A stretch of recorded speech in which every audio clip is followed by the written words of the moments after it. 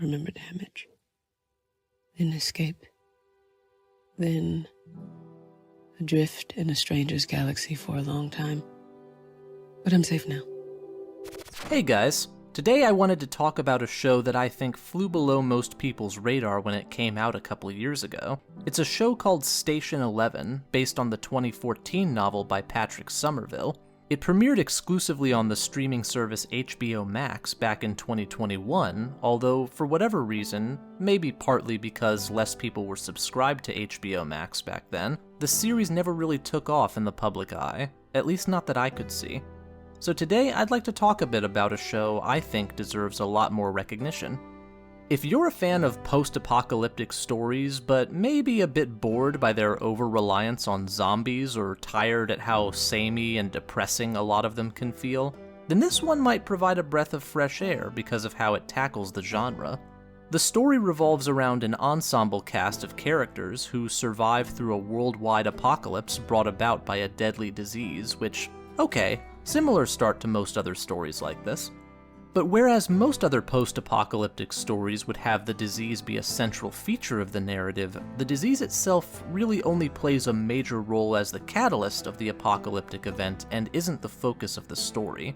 The story itself actually takes place many years later after the apocalypse has had time to take its toll on the human population. By now, people have grown accustomed to this broken new world and are trying to revive a sense of culture and normalcy by using stories as a means of not only preserving the history of humanity before the apocalypse, but also binding communities together to cultivate hope for a constructive future. The thing I feel that sets this story apart from other apocalypse stories is its profound sense of optimism throughout. Most post-apocalyptic stories like The Walking Dead or The Last of Us tend to indulge pretty heavily in a pessimistic outlook on the prospects of humanity's continued progression after a major societal collapse. Characters in these stories often scrimp and struggle to survive without the story ever really giving us a concrete reason to feel like they have anything to live for. Usually these stories project a post-apocalyptic image where humanity returns to a state of tribal warfare where the only rhythm of life is brutality and fear.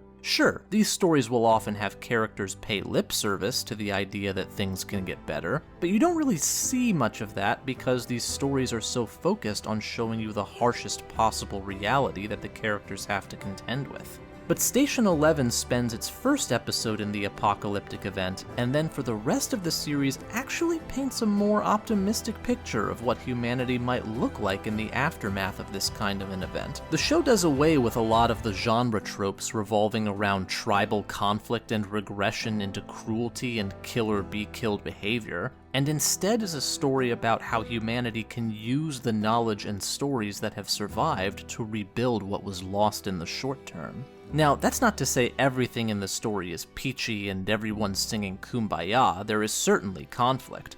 Just not exactly the kind of conflict that consumers of post-apocalyptic fiction might be used to seeing. The primary antagonism between the heroes and the villains of the story is more based around philosophical positions than around a struggle for resources or revenge, for instance, and characters' behaviors aren't driven as much by paranoia and distrust as they are by different convictions about what value the past has in carrying humanity through periods of trauma. The story's pacing might be a turn-off for some people, as it is relatively slow and the story is largely character-focused, so there aren't too many big bombastic plot developments, and the narrative is pretty dialogue-driven. So if you're not a fan of more plotting narratives, then maybe this show won't be for you. That isn't to say there aren't big action set pieces, but the centerpiece of the story really is on the relationships between the characters. And that's good because that's where the series really shines, with many of these characters being brought to life by some really strong performances and chemistry.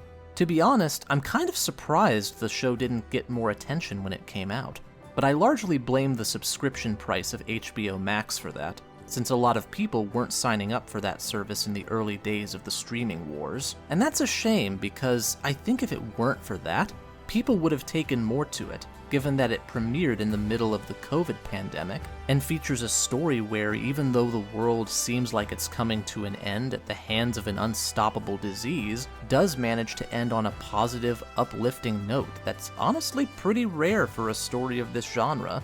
I think it would have resonated quite a lot with audiences who may have still been in the middle of quarantine, and it's unfortunate that a steep paywall stopped a lot of people from experiencing it.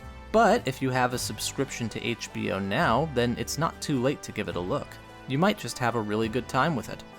If there's another movie or show, book, or game that you think didn't get enough appreciation and you think more people should know about, tell me in the comments. And don't forget to like and subscribe, and check out my Patreon if you'd like to donate to my channel in exchange for a credit at the end of each video, special perks, and early access to future content.